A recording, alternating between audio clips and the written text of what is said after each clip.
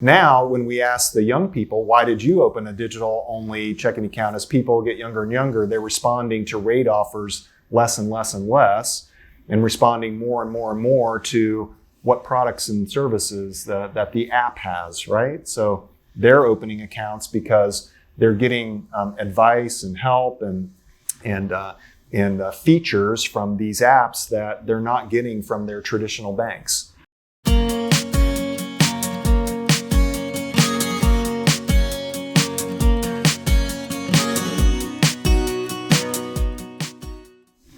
Well, Dave, it is fun to be with you here in the suburbs of Nashville at Strategy Core headquarters. Who would have thought we'd be together right here? Yeah, I miss these moments, being able to connect with real people again. So I'm so excited to spend some time with you. Well, it's fun to be with you here. You know, normally we get to catch up at conferences, and we haven't been able to do that for a long time. But I know, you know, this has been a huge adjustment for you in the last year plus time period, and but things are kind of coming together now. Yeah. Showing people how things work has been kind of my hook as a presenter. So I talk about the banking industry, how it's evolving, the pressure that apps are putting on us, and in particular, one of the phrases that I use almost every day is a person's last experience is their new expectation. I've listened to that one. I've repeated that to my team, actually, from your presentation, because I think it's so profound as we think about the experiences we're trying to create as financial brands. Yeah. And now, during the COVID time, it's like so many new experiences, right? So person's last experience, their new expectations. So there are lots of new expectations that are happening around us in our industry today because of the acceleration. The pace of change is off the charts, right? Because we're doing things in different ways. Right. So you've been studying these and really giving a lot of us a hands-on experience. And I think that's what a lot of your presentations have been, right? Yep. They've been a hands-on experience of, well, what is it that Amazon's doing? Let's think critically about that. And you've also been doing that here at Strategy Core. Obviously, my Amazon stock, although I don't have very many shares, I wish I would have bought more shares before 2020. Clearly, the business model of the subscription has been a powerful one for Amazon Prime. How have you seen banks adapting to that? Yeah, when I take a step back and look at how the industry is evolving, gosh, if you didn't think products and mobile and subscription behaviors were important before COVID, I bet you do now, right? So look around us. Our phones are rewiring our brains, like literally changing the way that we think. And so if we're honest, I think that most banks and credit unions weren't ready for the COVID era. So they're kind of wrestling control of all those things, finding out how to get the things that they probably should have had before all this stuff happened. So, mobile engagement, mobile account opening, those kinds of things. So that's important. You mentioned the Subscription Society, which has been a particular interest of mine. So Sam's Club, Costco, Amazon Prime, AAA, Netflix, Spotify, those things have, grown as well during the COVID era. And then beyond that, just looking for, how the pressure points around us are changing, right? I mainly serve community and regional financial institutions, not the giant ones. And so pre-COVID, those giant institutions were just killing it, right? Winning way more than their fair share of the new accounts. And it was because of their products. And so better reward programs, more investments in mobile and digital. Then the COVID era hit and they got even better, right? The big banks were ready for this. Yeah. So each year, we can talk about research later, but each year we sponsor research from Ron Shevlin. And what we noticed was that pre-COVID, the giant banks were winning about half of the millennial primary accounts. And now it's up, right? And then the big winners in 2020 were the digital banks. So think of Chime and Dave and Earnin and those kinds of new kinds of competitors. So our research showed us that about 4% of millennials were naming a digital bank as their primary bank at the start of 2020. And that number jumped from 4% to 15% at the end of the year. So because the other banks and credit unions weren't ready, the big banks rushed in to fill that void, and the digital banks, they're winning like 1 in 5 of the new account openings now, where before COVID they weren't. So just Chime alone went from about 8 million users in the summer. Now they're up to about 12 million users by the end of the year. So they've got to make their products better, got to think about mobile engagement, and then we've got to think about getting beyond free checking to, try to earn fee income. We've relied on penalties too long, right? Right. And so the rest, it seems like all the industries around us have figured out how to price their products in a subscription society, but banks not so much. Right. Well, I think it's an important thing to be considering how we're positioning each of those products, but also what we've seen in this community and regional financial institutions is this sort of resurgence of community. Yeah. And the sense that local is really important. We've seen this shift of people moving from large cities to smaller communities out into the suburbs. How do you see that effect having a role with financial brands? Yeah, so the PPP thing, like I said, I was skeptical about some of the messages that the community banks saying that they were the connectors of their communities, but the PPP thing, they proved it, right? So they rose to the occasion, and so I think that messaging was inspiring. So I think it started there. And then, from a product perspective, like some of the things that we do, there are amazing banks and credit unions that have taken that initial spark of PPP and really blown it out. Like, again, not an advertisement for our services, but we actually have some local coupons and discount offers as part of our programs. And this is, I'm not taking any credit for this. This is totally our client. We have a bank that's in Pennsylvania. They're called Riverview Bank. And so we went in and taught them that, okay, we'll go out and we'll recruit some of these small businesses in your community to let them participate in these discount networks. It's free for them to participate.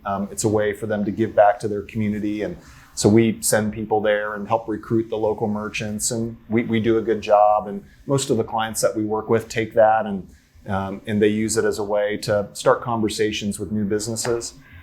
But this bank it just like totally blew our minds. So they took that spark and inspiration and said, gosh, this is a difference maker in our marketplace. We can go out and help the small businesses in a time when they need it. So they went out, started promoting new things on their social media spots to do give backs to their community. It sounds a little silly, but it worked. They made bobblehead dolls of their CEO, and they just kind of. I saw these out there. It's phenomenal. It sounds silly, but it's some of the best social work that I've ever seen. And so they took Brett and where in the world is Brett today, kind of thing, and took them around to small businesses, and it showed that they cared. Right. They were at those places, calling attention to it. Driving new traffic, creating discount relationships and things. They were the connector of that community.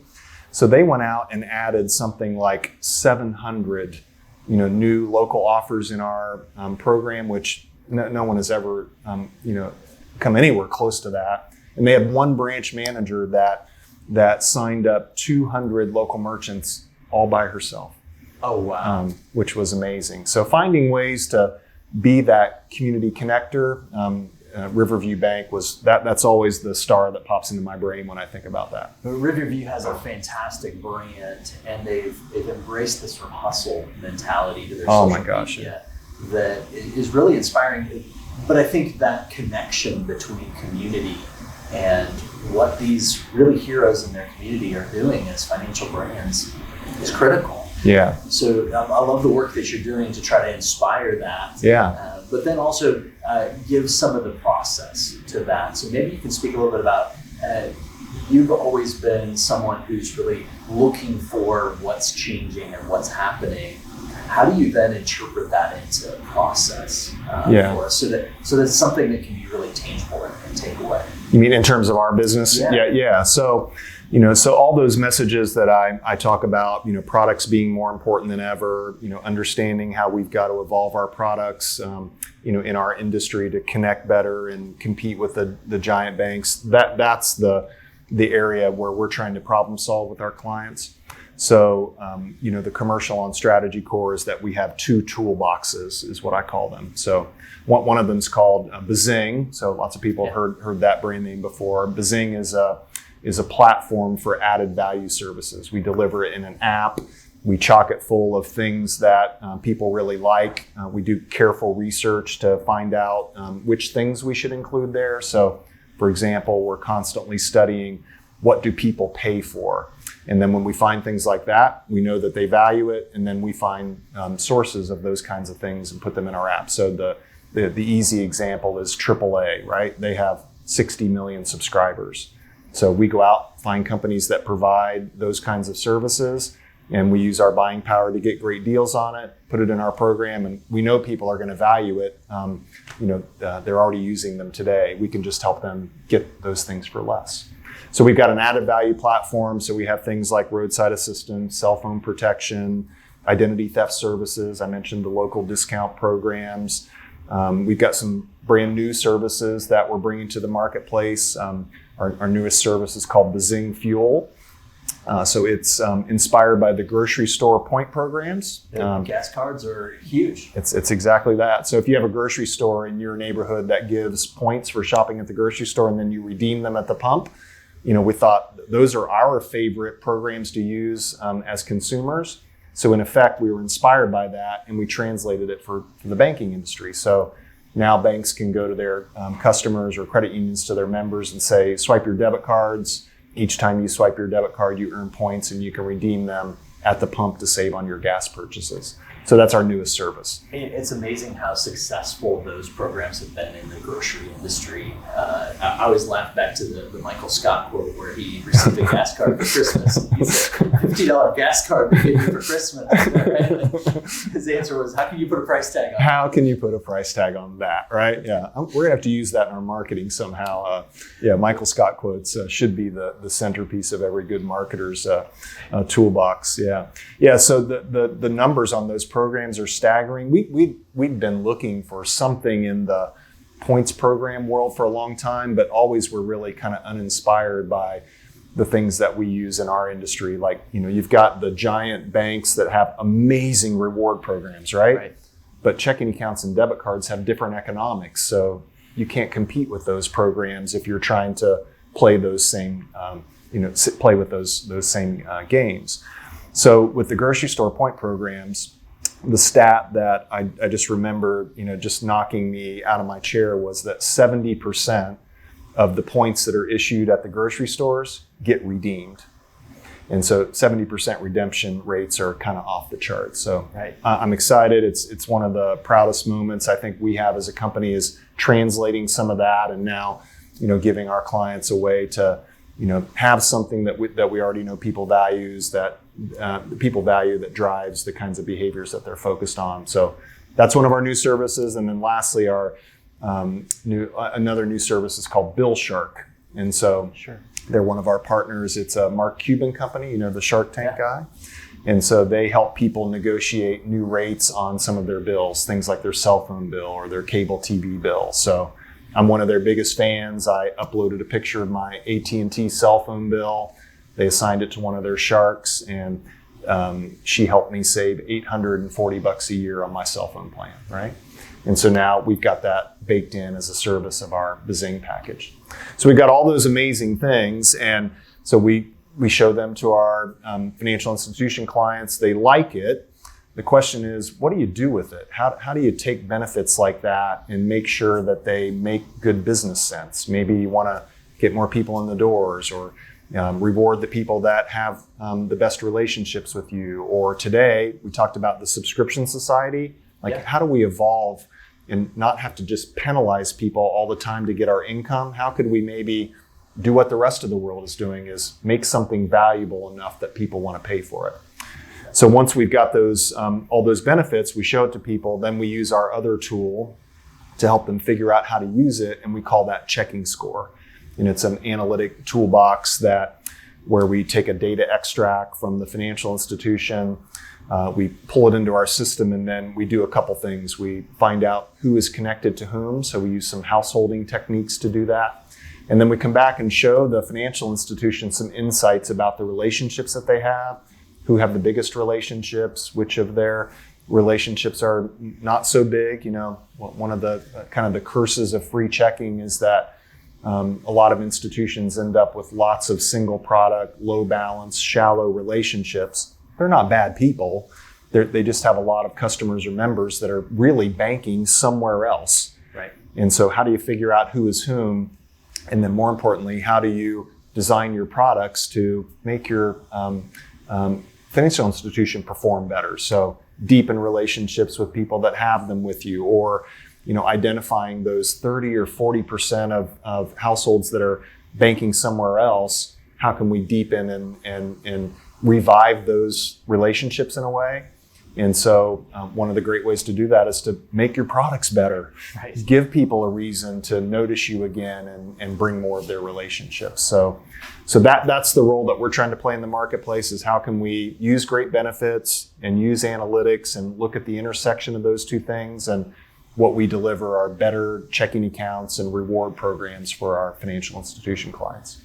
Well, Dave, you've summarized how Amazon's been growing. We've talked about subscription services, a lot of the different honing of products, which I think really has given us a lot of space in the last year and a half or so to evaluate where we were with products.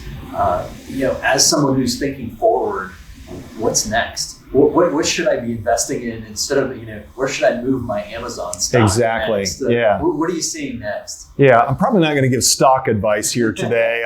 If you look at my bets in the past, maybe I picked the good companies, but the timing thing, let's not go there today. But there are clearly some trends that I'm talking a lot about in the current season of my speeches, and so there's some research that I can give it to you, and you can put it in a link in the profile or something like that. But what it shows is that when we look at these digital banks that are winning so many more of the new accounts, we're looking under the covers. In our research, we went out, found the people that had opened these accounts, and we asked them why. Why did you open an account with a digital only bank? And when you look at the responses by age, it's really interesting, right? So you look at the baby boomers and the silent generation people, and their primary response was rate. They open digital only accounts to get a better rate. And I think that makes a lot of sense to me. Our industry has really, for the last 2 decades or 3 or maybe forever, just grown up making rate offers to baby boomers. Right. They've been accustomed to that. It's been training for That's years. The dominant technique that we've been using. Now, when we ask the young people, why did you open a digital only checking account? As people get younger and younger, they're responding to rate offers less and less and less, and responding more and more and more to what products and services that the app has, right? So they're opening accounts because they're getting advice and help and features from these apps that they're not getting from their traditional banks. And so I call it featurization, right? So Chime is the kind of the classic example of the day. I noted the numbers for you. In the middle of last summer, they had 8 million accounts. Now they've got 12 million accounts.